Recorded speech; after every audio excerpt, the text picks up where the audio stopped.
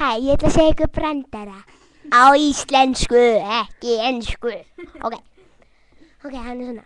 Einu sinni var maður sem heiti mann sem fór út í búð og heiti annan mann. Þeir fóru að kela upp.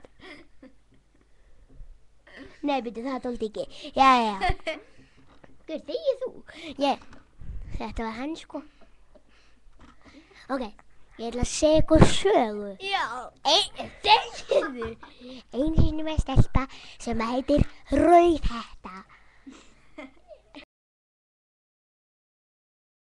Byrju. Mamma! Það er Rauðhetta mín! Skiptir þú? On with the show.